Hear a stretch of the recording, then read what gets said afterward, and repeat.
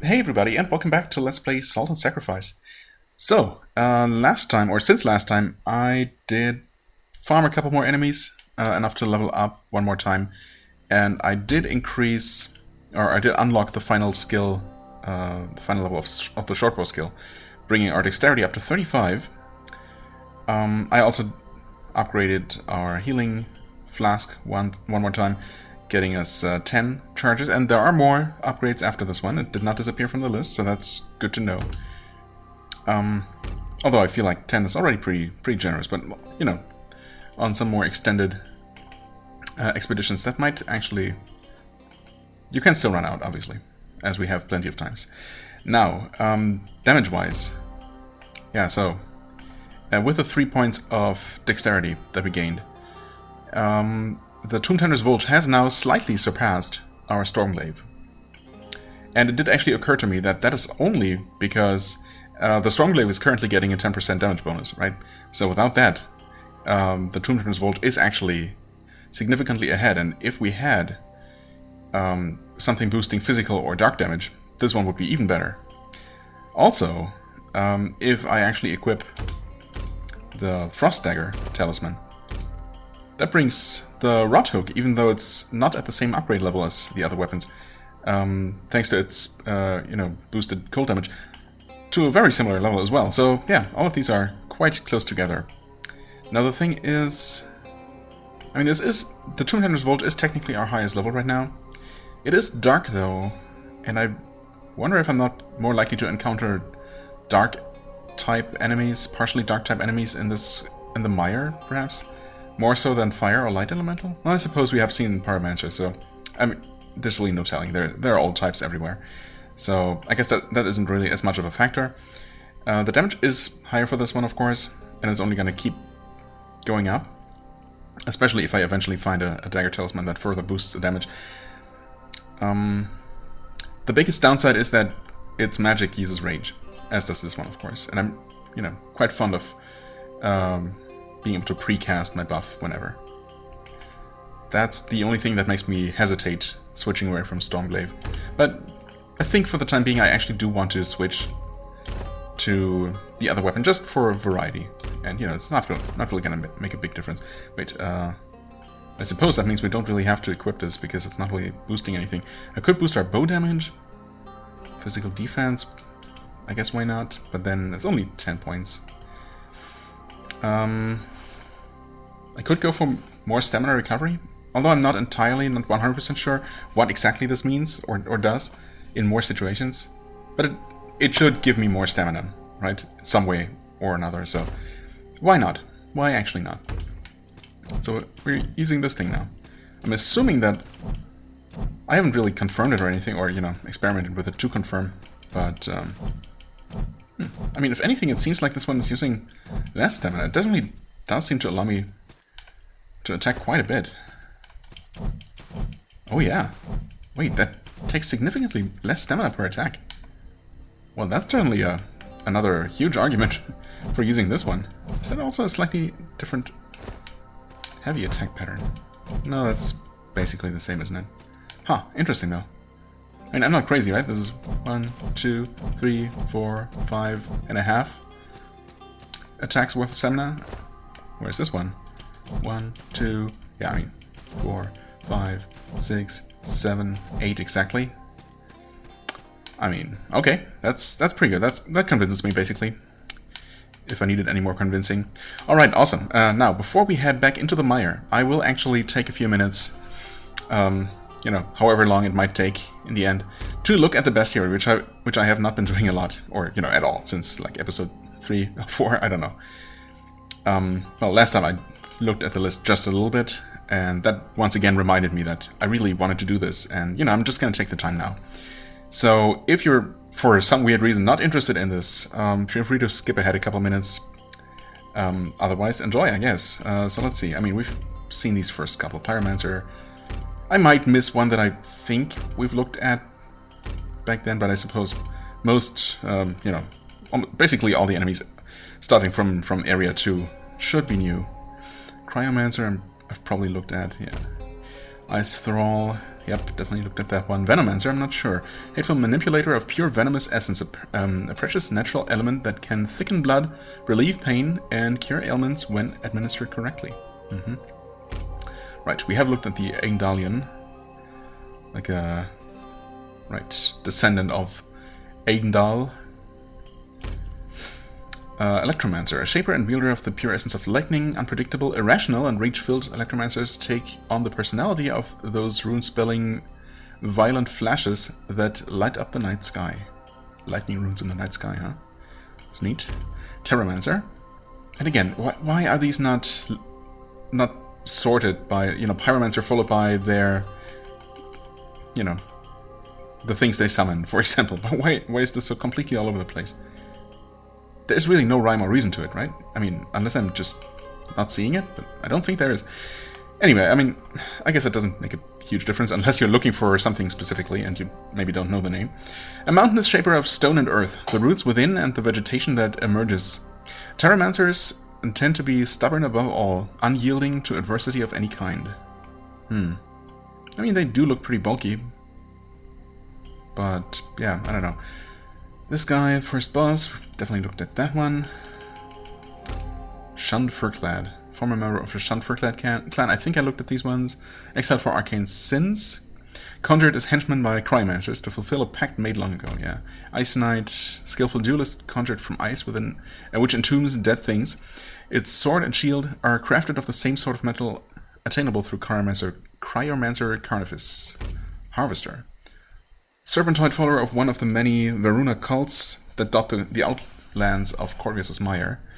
Many made strategic pacts with Venomancers who readily accept the servitude of these creatures. Yeah, and I think we've looked at those as well. Surface Forager, though.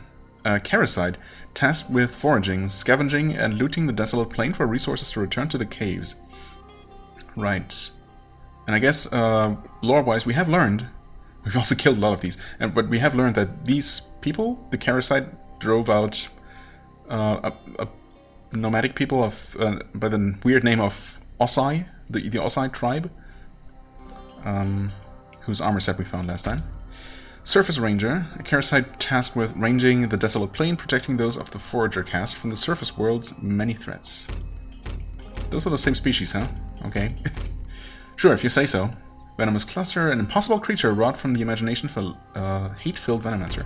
Fungalmancer, a shaper of the essential fungal rot that oversees the forest's life cycle, without which the forest would choke on its own dead. Its mind succumbed long ago to fungal rot. Overseer. Yeah, these things. Serpentoid. Huh. Serpentoid of the Varuna cults near Corvius' Mire. Creatures of this form and station have been transformed through carefully guarded venom ministration rituals. The only really serpentoid thing about this is its tongue, honestly. But okay. Burnt Skellen. A former Skellen that has become haze-burned, effectively cooked into mindless thraldom by the corrosive effects of haze, yes. A Burnt Forager, a Caricide surface forager that has succumbed to the ravaging effects of haze, yes. Oh, we don't know that one yet. Might be a new type of haze-burnt, but who knows. Maybe it's just a complete coincidence that these happen to be subsequent. Sparklight. A fragment of lightning's malice, a simple, violent thought. Like lightning, they were conjured from nothing, and they will fade into nothing. Never killed by those, apparently. I've not actually been paying attention to the kill numbers whatsoever. Runebrighter. A manifested devotee to Lurky, goddess of lightning. Born from the bright flashes of runes, they themselves can manifest language in the arcane ways. Such is the endless power of runes. Lurky Seeker. One that dwells in black clouds, seeking the face of the goddess of lightning. The golden masks they wear often fall from the sky to be quickly reclaimed by devotees of the goddess Lurky. Alright, okay. Aeromancer. A whirling weaver of the winds of chaos. Like the fierce zephyrs that tear this way and that, Aeromancers are fickle and unpredictable, violent and loud. Have I been killed by those? No, apparently not. Also, I've only slain one? I guess so. Yeah, I suppose I never hunted one as a nameless or fated hunt. Okay. Although, I was actually going to potentially hunt a Cryomancer before starting this episode, but unfortunately there is no high-level one available, none that have a chance to drop Frostbeard Trios, which is what I currently need for, well, my not fully upgraded melee weapon and my bow. So, yeah, it would be nice if those had been available. I don't think there was an Hydromancer, but I'm gonna double check because these also have a chance at Frostbur apparently, so we'll see. Angelus, yeah, these annoying things. Apparently I've even been killed by one of those. A strange stone head borne by feathered wings. The stone is hollow, and the telltale mist of Aeromancy violently swirls within. Okay, and these are even weirder. A flying creature in the shape of an oddly proportioned winged person. It is known now that Evangelus is actually an enormous eyeball of mist. Eyeball of mist? Okay. Encased in some humanoid disguise. Like, I mean, there are eyeball enemies. Are those also Aeromancer creatures? Huh. Howling Blade, a vanguard-wielding sword dancer drawn into existence through Aeromancy. They are shaped in the image of their creator's original form, to the best of the Aeromancer's ruined memory.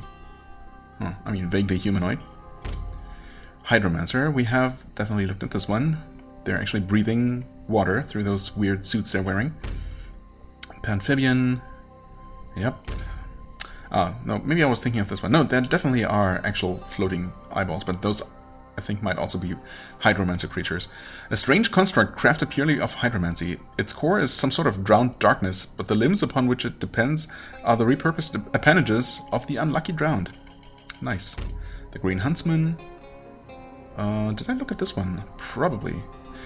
A nigh mythical dweller of the forest, tales of the Green Huntsman have terrified travelers for generations, but sightings have been rare. That is, of course, until Ashbourne Village fell, yeah. Right, Krayark. An amphibious freshwater monstrosity, Krayarks dwell just as easily in mud as they do in the deepest part of the lake, feeding on anything from patches of muck to unwitting travelers. Mossmaw. A creature conjured of living moss, thick with soil and blood-like sap. They cannot actually digest, but by mauling their prey into submission can otherwise designate living things for reclamation by the soil. Okay, that's kind of neat lore right there. Siege Spawn. A stone-plated being of roots, vines, and thick sap. As their namesake suggests, Siege Spawn tirelessly bombard defensive structures into dust. Pillar that Walks. Okay, fitting name, I guess. A towering construct conjured purely from great Terramancy. They're slow and lumbering, but one would be wise to keep them at a distance. Rootspoken Knight. We have read about them, yes. Sporkin, a creature created through fungalmancy, conjured as a mass of fungal material. It altered its shape. That makes more sense, to resemble one of the many bipedal residents of Corvus' Mire. Oh, the Hate Curse Matriarch. I might not actually have looked at this entry at all. I think I've been just completely neglecting even boss entries. Wow. A vestige of Charisite power struggles. As the Baronesses hold dominion over their people, the matriarch did too, long ago. Shunned, she persists, trapped in a painful miasma of hatred. Any explanation for why she's half spider? No? Okay. Right, Inferior Warden. Surely there must be a chance for a rematch with one of these guys, right? Or this very one? I mean, there must be, absolutely. Because I tried fighting this guy again, obviously, on my second character, and, you know, while I did fare significantly better than the first time around, I was not making, you know, any meaningful progress toward killing that thing. It's just so healthy, and you deal so little damage with any low-level character, or, you know, level 1 character. So that's just, I mean, I'm sure it's technically possible, but it's gonna take, I don't know, 10 minutes at least of pure dodging. Well, 10 minutes, and that's maybe a very optimistic estimate. I don't know. So yeah, I definitely hope there's going to be a chance for a revenge. The Tireless Exalted, that guy. An undying guardian of the Tomb Temple of Bolgaran. When the temple fell to Champion Barrix and his rebels, the undying guardians emerged from their slumber. Don't know we know anything about Champion Barrix. We definitely didn't meet them. Valleybat, right. Necromancer, a transcendent shaper of death, the essence of which the cycle of life may progress. What? The essence by which the cycle of life may progress. There may be misery in death, but in its absence, there can truly be no life. Yeah, I suppose. No reason to become a necromancer and summon straight up, you know, undead monstrosities. Skeletal Brute, yeah, like this one. An axe-wielding skeleton corpse of a long-dead warrior, puppeteered by a Necromancer. Necromancy is not a practice without desecrating aspects. White. A javelin-wielding reanimated skeleton. Vestiges of a shade cling to the bones, keeping them aloft, but it is otherwise completely puppeteered by a Necromancer. Katabal Faithful. A sworn devotee to Katabal, god of tombs. The unconditional oaths they take mean they are often summoned as defenders of besieged necromancers. And then we have the Corpumenter, a vile weaver of the essential elements that all flesh is fashioned from. Muscle, organs, arteries, bone, and bile. Of course, bile, one of the truly essential elements of flesh. To manipulate these elements is to cross some horrific boundary. Indeed. Profane Butcher. One sworn to the sordid preparation of dead flesh in service of a Corpumenter. Their dark devotion extends well beyond their mortal lives, as their dead flesh becomes malleable stock for their master's designs. Skinskitter, you. A spider-like abomination constructed from corpumenced flesh and bone. It is not only sentient, but an amalgamation of many minds, all of them in hideous pain. Sanguimancer. Still have not beat one of these guys. Maybe eventually. I mean, if a slightly lower level version pops up as a fated hunt, I'm probably gonna go for that. But so far, no such luck. A cursed weaver of bright blood, the sanguine essence that flows in all living things. There is great power in blood, and those who wield this power play unspeakable cruelties upon the living. Yeah, that guy has certainly played some cruelties on me. Although, whether I'm truly living right now is, a matter of debate. A Bloodspawn, a creature conjured through pure sanguimancy, a cowering minion that exists purely to fulfill its master's will. Blood Fiend, an enormous bat-like creature, often the byproduct of sanguimantic ritual. As voracious for blood as their masters, they are prone to becoming contemptible to their creators. Bloodstone Beast, a hideous stone statue infused with living blood, animated by sanguimancy. They are created to protect the long, delicate, and unspeakable rituals of sanguimancers. The Baroness, who doesn't even fully fit into the frame there. Wait. Baroness? Oh, that's those things, those spider-like things that like to ambush you from the ceiling, I see. Never mind, then I guess it is actually fitting. Can't tell if the top is cut off or something. An insectoid matriarch who holds dominion over the creeping cave's Karasite residence. Right. Undead Woodsman. We've seen these ones. Undead Guard as well. These guys. Undead Knight. Den Chamberlain. Karasite Assistant. Each Baroness is assigned one Den Chamberlain. But many Chamberlains spend their entire lives waiting for a position to become available. Alright. Thaumamancer, a living embodiment of divine judgment, that essence by which Crine lays bare the sin and guilt of mortal beings, imbalances that must be righted before the gods. Alchemist, a tincture-crafting outlander. In Alterstone, unauthorized alchemy is punishable by death, but traditions run deep in Corvus' mire. Yeah, that's right. Alchemy is actually one of the possible crimes you can choose when you create a character, right? Creeping Sire, a powerful and aggressive creature. They play a strange and symmetric role in the Baroness's life cycle, but only the Karasites are privy to that information. Symmetric role in the life cycle. Interesting. Den Priest, a practitioner of secret Karasite rituals and keeper of esoteric Karasite knowledge. Mariga Gridania, the hideous and enthralling matriarch of Falmark Marsh, her terrible powers were often called upon by desperate villagers within Corvus' mire, who showered her with gifts in return. When a new Elderman took power and demanded the gifts seize, Mariga took possession of the mire's children, setting them against their families in a nightmarish bloodbath from which the mire never recovered. Holy crap. Straw Puppet, not puppet. Okay. A child-sized marionette doll. Is it really a doll then? And not an actual stuffed child? I mean, I guess it doesn't really look like a real human, but who knows with this graphical style. Stuffed with straw. It seems to have a will of its own, set futilely against the direction of the ropes that bind it. The cries of children can be heard from somewhere within.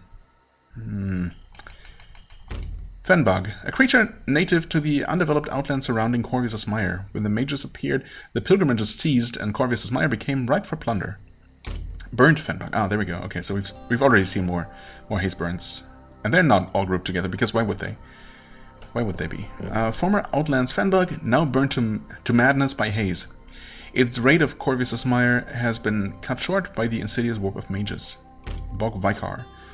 An outland shepherd to the many wandering shades that find themselves lost in Corvus' Mire. Okay, and now I guess entries getting a little bit more sparse from here on out. Scourge Penitent. A faceless disciple of pain, the Scourge Penitent devotee devote their lives to the worship of crime through trembling and suffering. Bulletin. A great walking mushroom.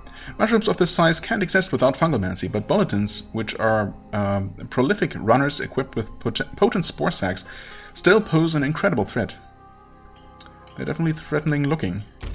Toad King. Not a single entity, but a large colony of various fungi, a walking manifestation of rot, united by some hideous fungalmancy. Alright, and these weird things. Saint's Vessel.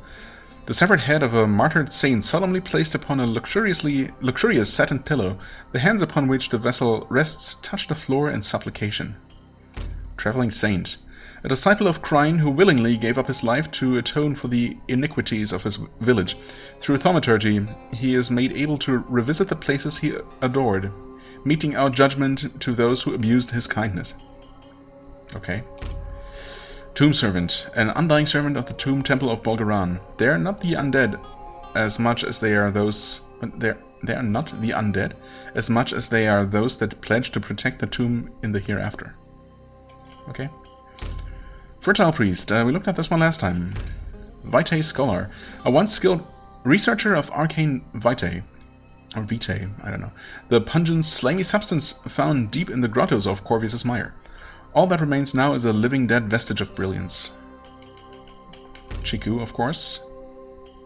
Sacred Knight, yeah, these weird things. Fertile Priest, unspeakable ritual. Okay. Rust Knight, yep, seen exactly one of these. Undead Sage, a reanimated master of the arcane arts, channeling rods, poultices, ointments. In undeath, they are without minds, but their deadly arcane talents remain. Sentinel Eye, there it is. A massive eye birthed in the discarded corpse of a fallen sentinel. It endlessly orbits those it longs after, granting them protection. What kind of mage summons these? I wonder. Or are these just normal enemies wandering certain areas? I'm trying to think where we even encountered them. Not sure. Undead Cleric, the reanimated corpse of a servant of the gods. Do they serve still? I don't know. And then, of course, our friends, the Verdant Guards. At least statistics look a little bit better in my favor. At 10-3, but still dangerous. The reanimated remains, we have not actually seen any of their, presumably, weapon or armor drops. Well, I don't know if armor pieces can actually drop. Who knows? Reanimated remains of a member of the Verdant Guard of Corvus' Mire. The ravages of necromancy deprive even the most faithful of their well-earned slumber. Alright, and that is the list for now. I mean, obviously, with, everything being completely chaotic, it's gonna be a little bit of a pain to remember or to find the ones that, are gonna fill these gaps eventually. But I'm gonna try to read the bestiary a little bit more frequently. Well, again, I know I said that at some point earlier in the playthrough, but we'll see. I'll try, and hopefully I'll be able to remember to find those last couple of new enemies that we encountered and look up their entries here. That's the plan for now, anyway. So, how long did that take? Quite some time, actually, but, that's fine. I wanted to get that out of the way. Now, just one quick look here. Necromancer, Venomancer, Cryomancer, just double-checking Voidpear and Ashpear, but these are all pretty low-level. Terramancer can drop triples, but only Ashpear. And we don't actually need that anymore. So, well, not right now anyway. Pyromancer actually has a chance to drop clusters. Now, it's not guaranteed it, and it is level 15, so... You know what? it's still a good opportunity. If I can get even a single cluster, I think I can already do something with that. But that being said, Pyromancers are, despite being the first type that we ever encountered, are pretty tough. So it's not going to be easy. Am I going to do that on camera though? No, you know what? I'm not going to. I'm going to pause and do this hunt off camera because, you know, obviously I've already spent 25 minutes basically just reading the bestiary, so I want to spend the rest, like the other 25 or so minutes of this episode making some actual progress, looking at some new stuff. So, yeah. I'm gonna hunt this guy, wish me luck, and I'll see you in a moment. Well, I guess I might as well resume here. Wait, what? I thought I pressed the B button. Holy crap. That would have been unfortunate if I actually had missed that, but there you go. That was the first try, believe it or not. I was not so hopeful because that guy dealt a lot of damage and set me on fire all the time. Unfortunately, it looks like I did not actually get any blaze per clusters, from what it looks like. So, would I even... Well, I would see them somewhere, but they wouldn't be at the bottom of the list, necessarily. Right, because old materials... Actually, I suppose stuff you don't have any of do not get displayed as, you know, with a count of 0. So never mind then. I guess I would see them at the bottom of the list. Probably. But yeah, no such luck. No such luck. Not even trios. For what it's worth. Unless I'm not seeing them? No, never mind. I have 2 trios. But I don't think I need them for anything anymore. Oh, well. Did I stop the timer again? I did not. There you go. Alright, well. Still, well, at least it was enough, worth enough salt to level up with, so that's nice. And yes. Continue.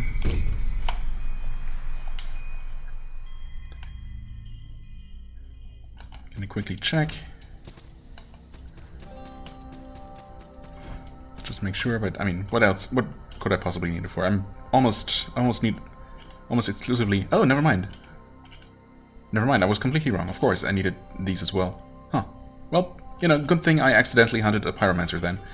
Yeah, I was only thinking purely about weapons. Oh, didn't even notice getting this one, but I mean, I suppose enemy weapon drops are never going to be better or, you know, good enough to actually use over anything crafted. As far as I can tell, anyway. Yeah, I don't know. Right. For weapons I need, well, clusters and then Frostbite Trio. Just like for the bow. Right, but I can upgrade these, so I will. Right, one more for those.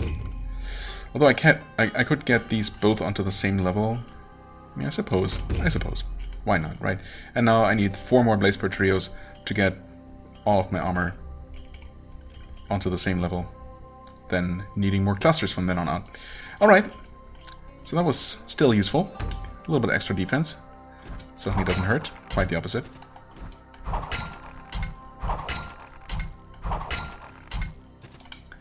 Level up. 1 level. 1 measly little level. Well, almost 2 actually, but that's fine. Let's see here. Do I want to invest in more heavy armor? I mean, for now, I don't have any particular reason to. And, yeah.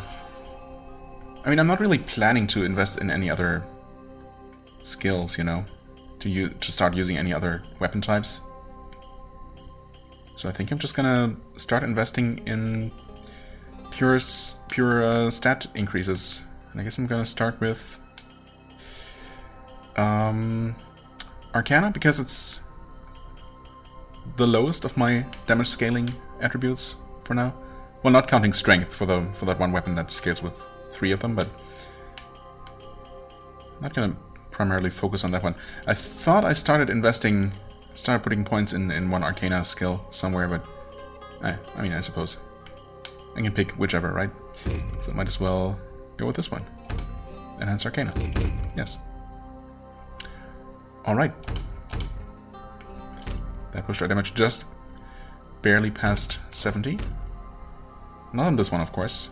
Although, just to double check. Okay, 70.4 compared to 70.9. So, yeah, this weapon's still slightly ahead. Alright.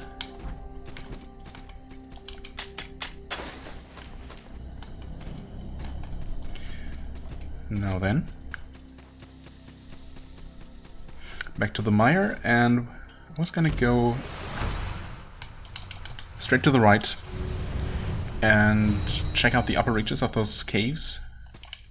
We can enter the interior of the tree, I suppose, and probably start climbing up inside of it to the top. And then we'll see if that leads us directly to that Dread something Peak that we've been hearing about, or if that's actually the next area that we're gonna find the coordinates to. Did we talk to you? Oh, seeing him standing here, I just remembered there's actually... Wait. Or did I do that on camera? Am I confusing this? No, I think I might actually have done that, now that I think about it. Next time I'm in camp, I'm gonna double check, but I did see an NPC that we met out in the field appear there, but that must have been the PvP hunter, the anti-PvP guy. And I think, I want to say I talked to him on camera, in camp. Not 100% sure, but yeah, anyway. Dreadstone Peak, Dreadstone Peak. There it is. Right, make your way to Dreadstone Peak. No, yeah, whether that means that that's where we're gonna find the coordinates, or if it literally connects to that peak somehow. Hi there. We will see. Can we make this jump? Kind of? I don't know if that counted as a plunging attack. It might have, because I didn't actually take any damage. Right, so we know that there is more stuff further up because, well, there's this pulley system here, and there is also a nameless mage hunt for us to uncover. Yeah, I never actually made it past here, so that's neat. Is there anything here? Oh. Oh. This is interesting, and I'm not entirely sure what to think about that. Just a blind drop? That seems kind of mean. Huh. Is there some kind of way to make this visible? I mean, you'd really expect the foreground to, you know, fade out. Oh no. Can I somehow... Oh? Oh, I can't tell where I am by using the bow. It's not what I meant to do. I meant to cast a spell. Okay, that is not actually visible, but the UI for shooting does pop up. I mean, I fell somewhere around where this little slope is in the foreground. I'm just gonna jump blindly, and I made it. That is kind of wild. Frostbite Trios. Thanks, I needed those. But I'm not a fan of how this is completely blind, and there is a blind drop, which, you know, to be fair, does not kill you. It doesn't deal a ton of damage even, but that's kind of rough. I mean, I've been checking the occasional, you know, suspicious-looking dead end, and this is the first time I actually found a secret passage like that. So I don't know if I've missed any. I mean, I would guess that I probably did, but you know. Okay, I actually saw those holes, and those extremely hard to see holes. Honestly, better, you know, more visible here than in the cave tile set for sure. But I only saw those when I thought I had already walked halfway through them. But I guess I still rolled in time. And this is actually closed from that side. Huh, okay. Well, turns out that we cannot actually make any significant progress here, but I did find something neat, so that's neat, but also kind of concerning, because it confirms that hidden passages do exist, and who knows how many I might have missed. I don't know. I might also, of course, not have missed any, and, you know, what are the odds for that? Okay, anyway. Moving on.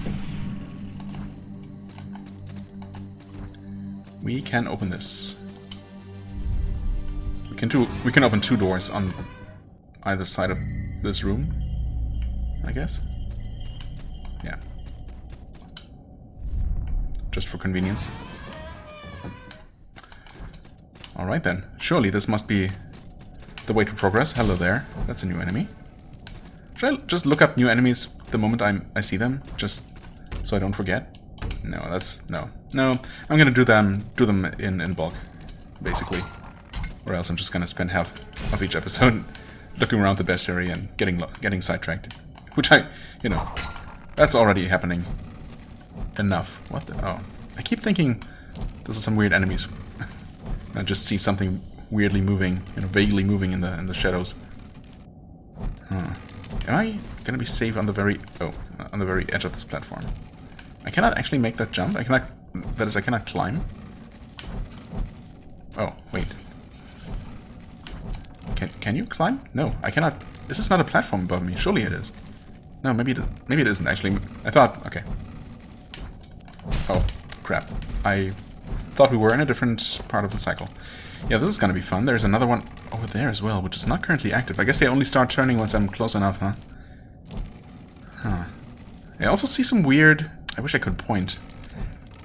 It's like in the wall to the right of the upper... of the rightmost trap mechanism there. There seems to be like some sort of mist or whitish flame in the wall, inside the wall. Not sure what that's all about. Okay. 1, 2, 3.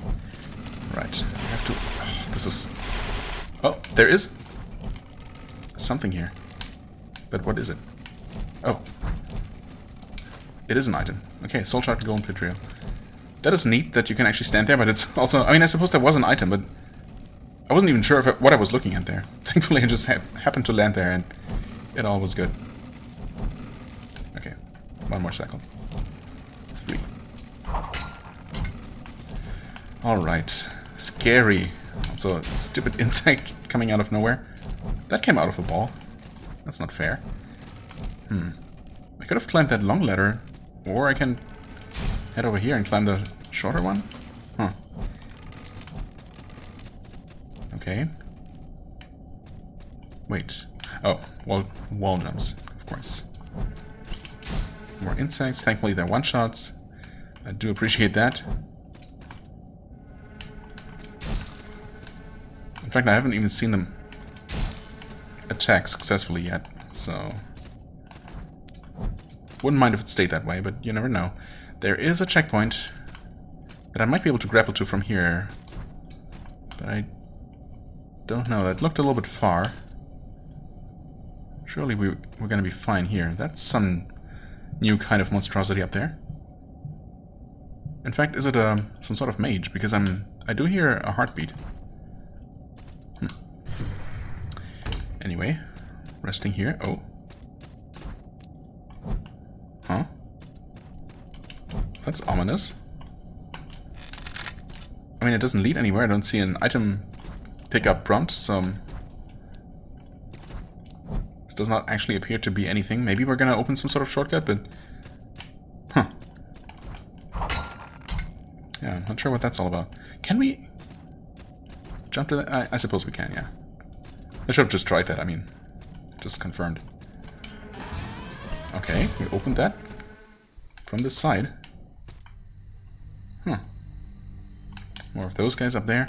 Alright, hold on. Was there something more to do here? Yes. This looks kind of trap-like. No? Okay, guess not. Grim Grip Cap. Upgrade for one of those many throwables that we have. What the hell? Oh, that's just a heart. It's not a mage heart. Oh, maybe it is. I don't know.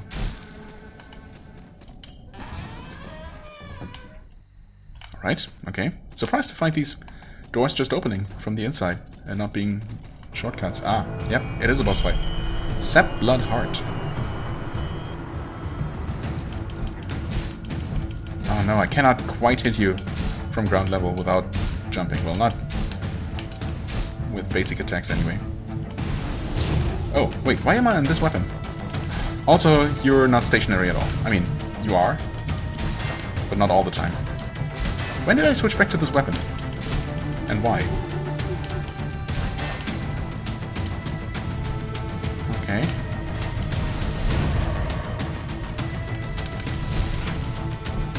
What is this ghostly figure? Can I actually hit that? No, I guess not. No, they're just there to be in the way. Well, more than just in the way there, obviously. Actively fighting me. Are you gonna... Uh-oh. That was an explosion, yep. Get out of here. Whew. Okay. Bad time and spot to heal. Get out of there. Okay, he's not gonna become immobile again, huh? Nope. Oh. I kind of stared at him. Never mind, he did become immobile.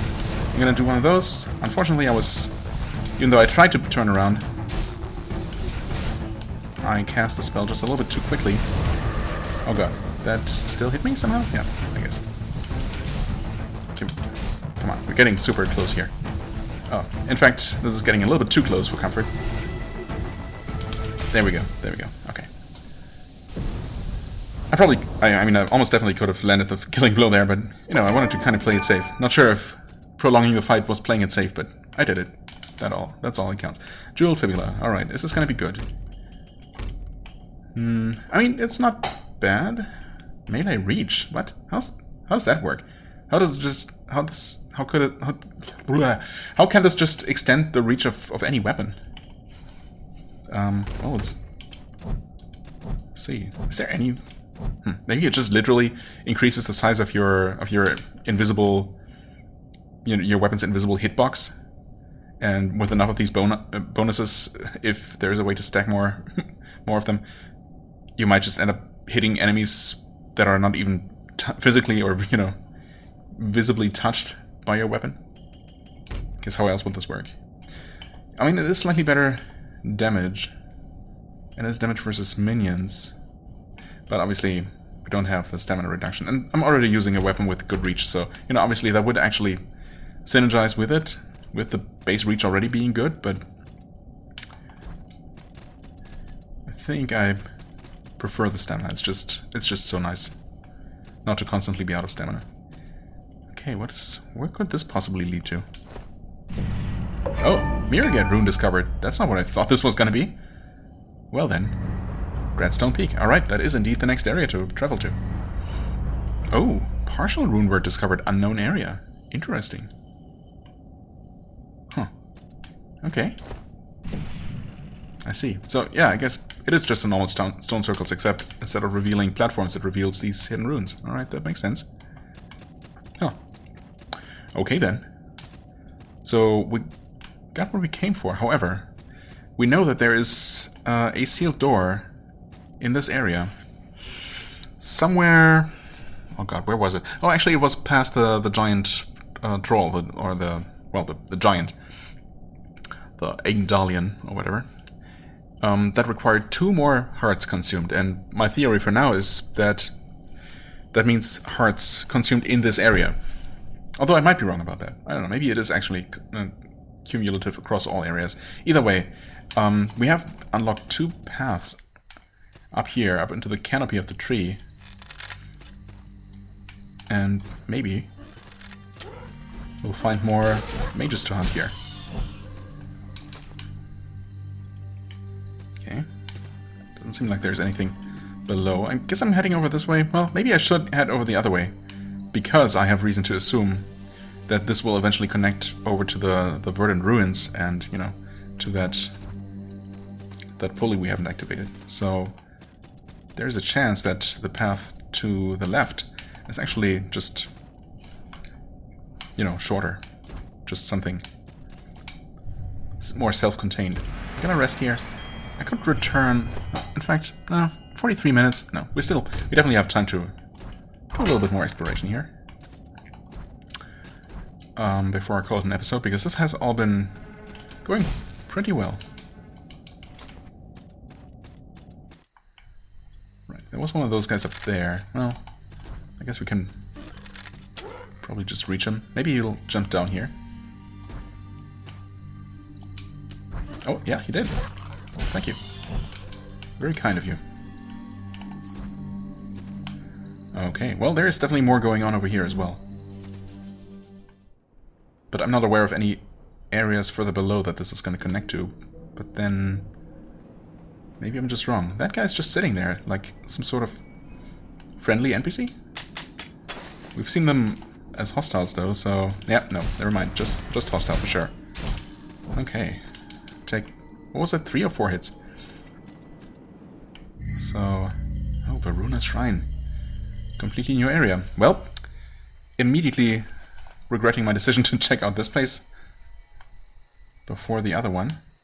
Well, not necessarily regretting, but obviously my assumption was just wrong. There does appear to be a possibly new named mage hunt to be found over here.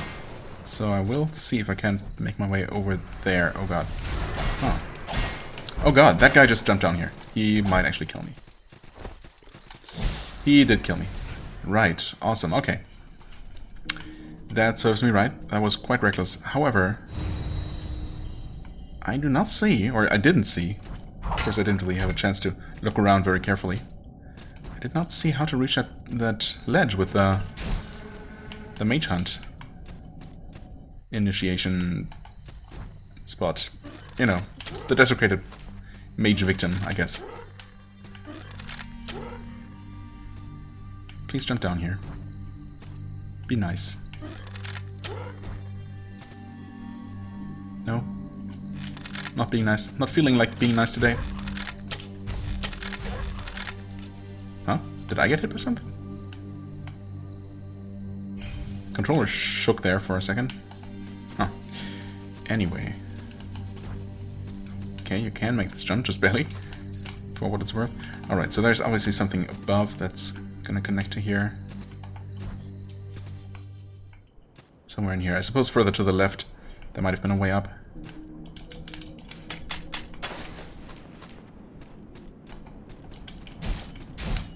Oh, this time I staggered him and he did not cast a spell immediately, so that worked out much better. Alright. So those fights can... Or we're not necessarily always go the same way. Okay, yep. Nope, I fell, kind of. Alright. Definitely 4 attacks also. Good to have that confirmed. Oh. Nope! How are these guys so much tougher than the ones I met before? Holy moly. A lot tougher. Is he gonna come charging? And if so, I'm not gonna be able to tell.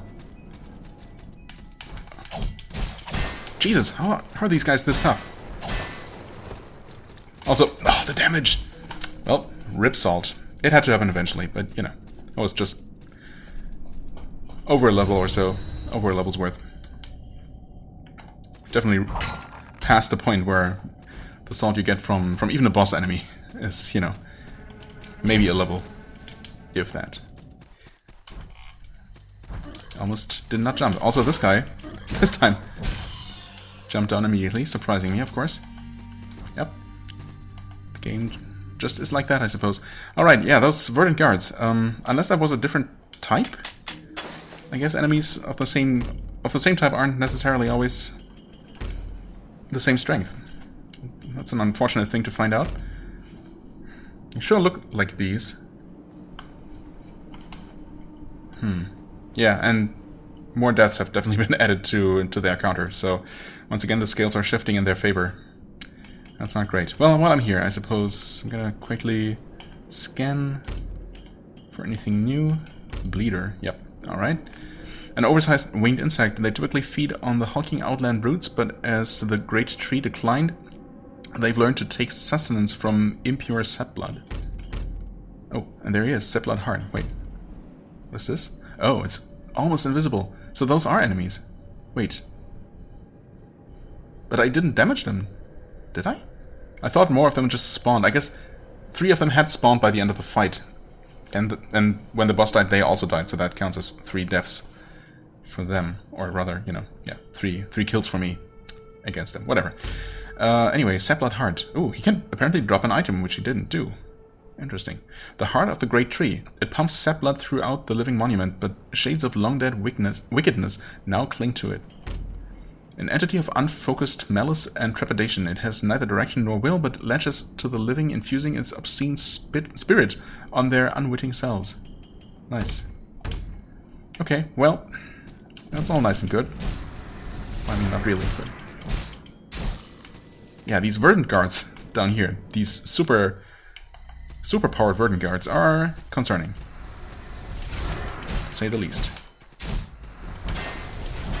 Oh god. I mean, at least these guys... I was gonna say these guys aren't that tough. And they aren't. Oh god. Not compared to the guards. Jesus. What do I do about those?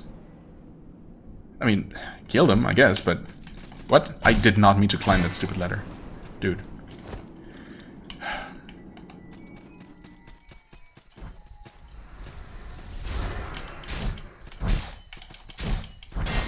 Okay, that worked pretty well. Now, I guess I would still like to start that mage hunt, just so I can activate that whenever. Huh, what is this? I guess this is supposed to be some sort of shrine to some deity or another.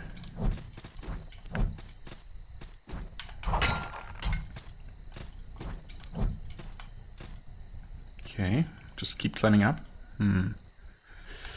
I could just blindly jump over to the right, and, you know, why not? Why the heck not? Because there's this guy here, for example.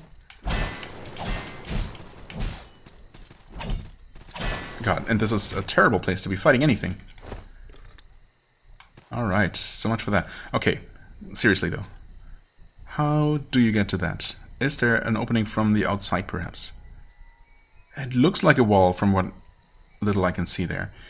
Oh, there's a stone circle. I'm just blind. Well, blind. But I also didn't have time to look around, so... I'm cutting myself some slack here. Alright. Very straightforward, actually. No puzzle at all. Devour, Animus, Cane. Tier 11, alright. We've seen worse. Contraptions of iron and wood, of fire and soot. They are a tricky thing. What the realm's most skilled artisans spend a lifetime mastering, a Mechanomancer like Animus Cane can accomplish in a heartbeat. Follow the trail of Mechanos energy to the Mechanomancer, then defeat him and devour his heart. And he drops Mosspear and Ashpear, alright. Mosspear, so poison and physical. Apparently makes up mechanical constructions. I mean, you don't technically need any kind of magic. Oh, I did not actually start the hunt. I mean, it's unlocked still, but... There you go. You don't technically need any kind of magic to, you know, do mechanical... to create mechanical creations. Create creations. Oh god. This place is absolutely riddled with those guys. I want to be out of this place. Wait. Is there even a way out? Like, can I get back up to that platform? Oh god.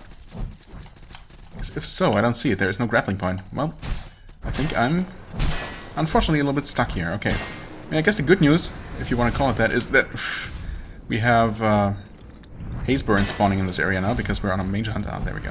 This looks promising. So sometimes enemies will be distracted fighting each other. That is definitely... it might actually help. I'm not really sure what I'm trying to achieve here, actually, since, you know, I lost all of my salt. So I can just quit out. In fact, I probably should. Yeah, you know, there's no real point in trying to get anywhere new here. We did unlock a new mage hunt, so that's nice.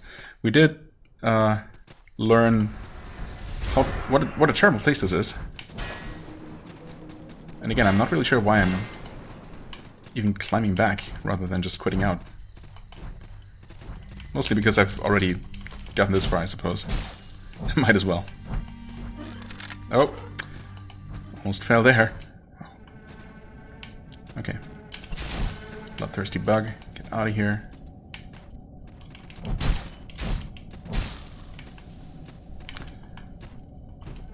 Okay.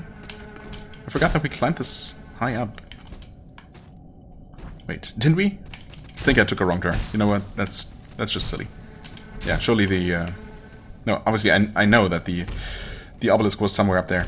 I just didn't see it. I don't know. I guess I just need to end this episode. I think... Nope. Ah, not a new game, please. I wish it didn't default to new game. That's one of my very minor gripes with the game. Oh boy. Did I mention that I need to take a break, probably? King Elnor will not tolerate failure, Inquisitor. You still lack half the runes necessary to reach the Elder Copse. Oh, okay.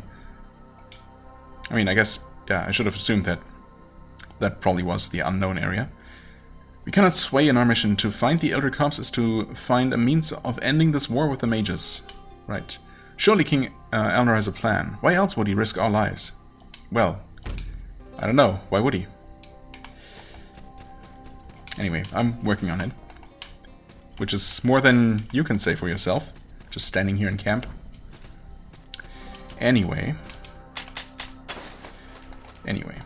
So the guy I was speaking of, standing here.